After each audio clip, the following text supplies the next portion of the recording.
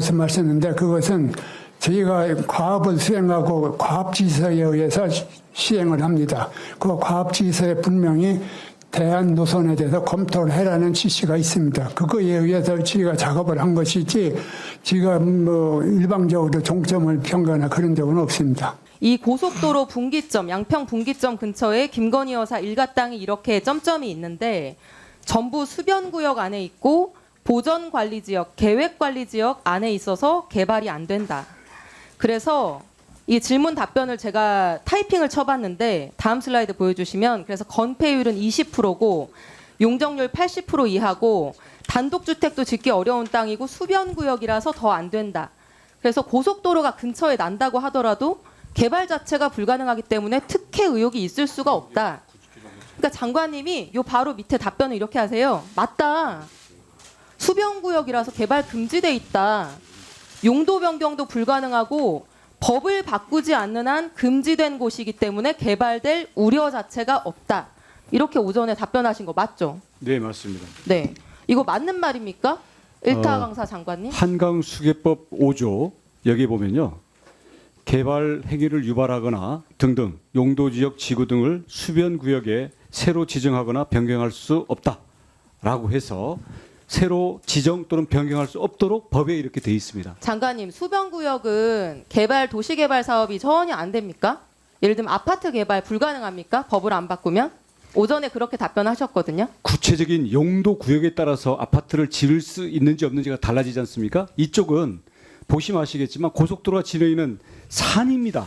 거기에 창고를 지을 수 있는 데도 있고 없는 데도 있고요. 그래서 그거는 개별 용지에 따라서 용도가 달라지는 거죠. 그러면은 용지에 일률적으로 따라서 아파트가 달라진다고 된다 안 말씀을 된다. 하셨어야죠. 네? 아까 수변구역이고 보전구역이어서 개발이 법을 안 바꾸면 불가능하기 때문에 특혜 의혹은 있을 수 없다. 합리적으로 우리 토론하자 말씀하셨잖아요. 축약해서 말씀드린 겁니다. 불가능한 거는 아니죠. 그러니까 아까 오전에 무슨 답변하신 뜻인지 거, 모르겠는데요. 뭐가 불가능하다는 건지. 대통령 처가가 보유하고 있는 병산리 땅이 도시개발 사업이 가능합니까? 안 합니까? 어느 아파트 땅? 개발 불가능합니까? 어느 땅이요? 병산리 땅이요. 아까 그 땅이 앞에 하나가 아니지 않습니까? 여기요. 17개 3개 수변구역 박스 안에 들어가 있는 20개 필지. 도시개발 사업 가능합니까? 안 가능합니까? 자, 이 공동주택, 음식점, 숙박시설 등은 못하도록 돼 있습니다. 네. 틀린 말씀입니다, 장관님. 이런 엉터리 해명이 지금 이 사건을 계속 키우고 있는 거예요. 일타 강사 장관님. 사면 보여주시죠. 수변구역이 뭐 해제가 불가능하다? 법을 안 바꾸면 왜 불가능합니까? 많은 해제 사유가 있습니다. 한강수계법 제4조 2항. 예를 들어서 하나만 예를 들어 드릴게요. 5호에 주거형 지구단위 계획으로 지정이 되면 수변구역 해제됩니다. 건폐율, 용적률도 완화 가능하고요. 아파트 개발도 가능합니다. 이거 입안권자가 양평 군수입니다. 국토계획법 보시면 주민 입안 제한도 가능합니다. 이런 얘기 처음 들어보시죠? 넘어가 주세요. 관리지역이니까 안 된다? 관리지역은 국토계획법상 보전과 개발 함께 할 수 있는 지역입니다. 보전관리구역도 관리구역이고요. 3만 제곱미터 미만 관리지역은 양평군 도시계획조례로 개발 가능합니다.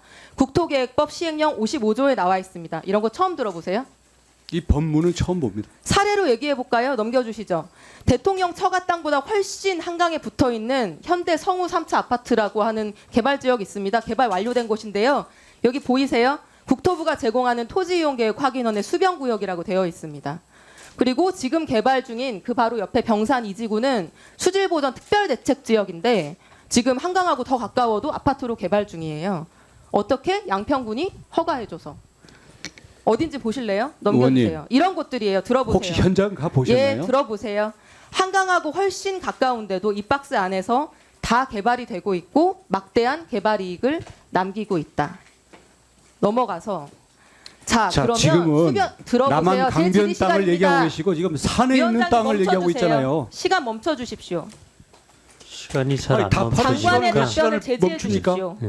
잠깐만요. 장관의 네. 답변을 제지해 주십시오. 저의 질의 시간입니다. 예, 그럼 질의하시고 장관님 잠시만 저는 답변 미리 했습니다. 예. 1분 더 주셔야 됩니다. 그리고 대통령이 항상 미안해한다고 하는 대통령한테 허가 잘 내줬다고 그렇게 홍보하고 다니는 국민의힘 김성교 군수. 이 수변구역 얼마나 해제 열심히 해왔는지 아십니까? 실제로 해제가 많이 되기도 합니다. 양평군이 열심히 해가지고요. 근데 이런 개발을 물론 아무나 할 수 있는 거는 아니에요. 아주 유능한 부동산 개발업자들만 공무원들 꼬셔서 이렇게 인허가 받고 개발할 수 있는 겁니다. 대표적인 분이 누군지 아세요? 넘겨주세요. 바로 윤석열 대통령의 장모 최은순 씨입니다. 이 유명한 이사 잘 아시죠? 개발이익 남기고도 개발 부담금 빵원 내려고 했다가 지금 문제가 된 바로 그 공흥지구가 대표적인 사례입니다. 여기는 심지어 팔당대청호 수질보전 특별대책지역 1권역 안에 들어가는 땅이에요. 정말 개발이 어려운 땅이죠. 근데 여기 아파트 지어서 100억 원인가요? 개발이익 남겼잖아요. 다른 사람은 몰라도 최은순 씨는 이 병산리 땅을 수변구역이든 보전관리지역이든 능히 개발할 수 있었을 것이다. 저는 확신합니다. 왜냐하면 사례가 있기 때문에. 제가 이번에 양평 스캔들이라고 해야 되나요? 이 고속도로 스캔들 정말로 의심스럽다고 생각하는 이유는 거기 중심에 서 있는 분이 다른 분이 아니고 최은순 씨 일가이기 때문이에요. 저는 최은순 씨 일가가 공흥지구와 정말 비슷한 방식으로 이 병산리 땅에다가 제2의 공흥지구, 강상지구 만들려고 했다고 의심합니다. 왜냐하면요, 패턴도 굉장히 비슷합니다. 공흥지구, 교통인프라 개선 기대되는 순간 땅을 바로 삽니다. 인프라 개선 이루어지고 나면 바로 도시개발 사업 추진 착수합니다. 양평군이 도와줍니다. 그래서 얘기 잘 풀고 돈 법니다. 다음, 강상면 병산리 한번 보실까요? 중부내륙 고속도로 개통되는 시점부터 토지 매수 시작합니다. 양평 구간 개통되고 IC 개통되고 더 삽니다. 급기야는 사위가 대통령 되고 나서 서울로 20분 만에 갈 수 있는 고속도로 자기 땅에서 5분 내에 올라탈 수 있게 됩니다. 이제 무엇을 할까요? 이분들이 공흥지구처럼 입지구대 뚫고 양평군 인허가 받아가지고 도시개발 사업 하려고 하지 않았을까요? 그럼 공흥지구하고 비교도 안 되는 어마어마한 개발이익 남길 수 있는 거 아닙니까? 그래서 우리가 지금 이런 회의하고 의심하고 해명하라고 요구하고 있는 거 아니에요? 한번 답변해 보세요.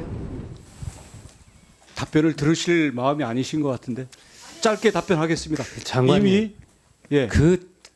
그런 말씀하지 마시고 그냥 답변을 하세요.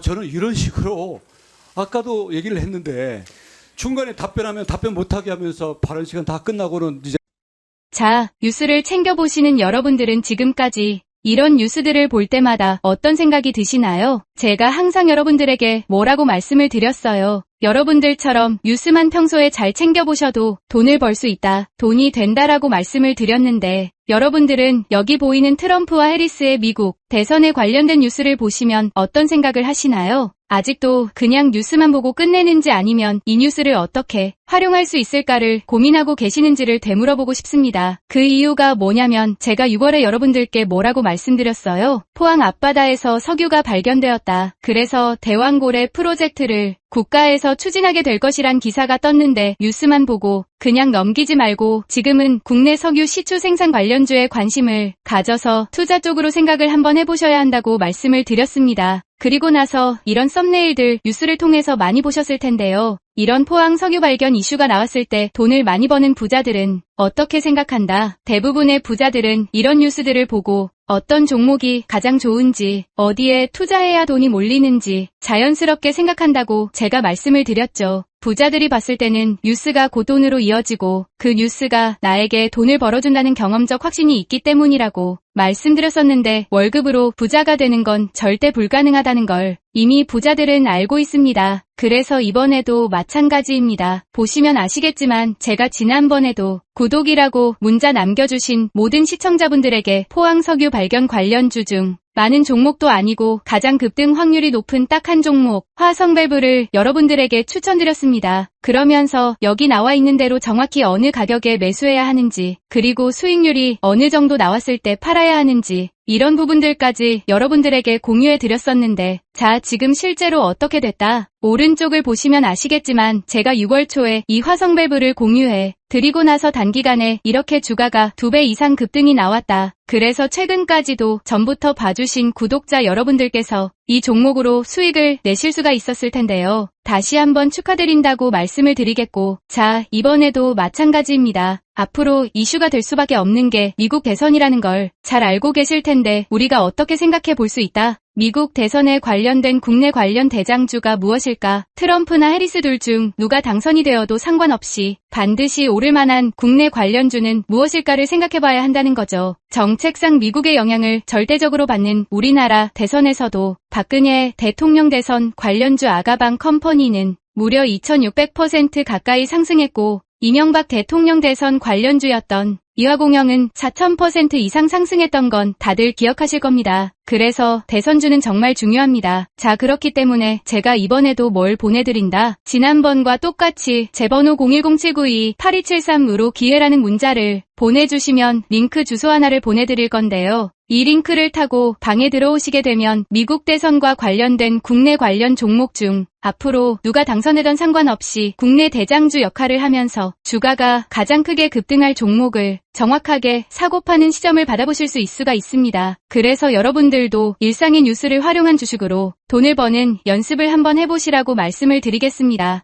영상을 보시는 시청자분들 중에 나도 이번 종목이 좀 궁금하다 하시는 분들은 누구나 상관없이, 그리고 어느 시간대나 상관없이 부담 없이 이렇게 상단에 제 번호를 항상 남겨놓고 있습니다. 제 번호 010-792-8273. 저에게 이런 식으로 지난번처럼 기회라는 문자 보내주시면 제가 이번에도 똑같이 대선 관련 무료 추천 급등주 링크를 보내드리겠습니다. 이해되시죠? 그래서 제 번호 010-792-8273번호로 기회라는 문자를 보내주시면 여러분들이 직접 뉴스를 통해서 돈 버는 연습을 해보실 수가 있는 거고, 제가 돈을 받는 것도 아니고 투자를 대신해드리는 것도 아니니까 부담 없이 신청해 주시면 되는 겁니다. 단돈 1만 원으로도 시작해도 괜찮은 게 투자와 재테크입니다. 그리고 수익이 나면 저는 다른 것은 바라지 않습니다. 제 채널에 구독과 좋아요 한 번씩만 눌러주시면 됩니다. 시청해 주셔서 감사합니다.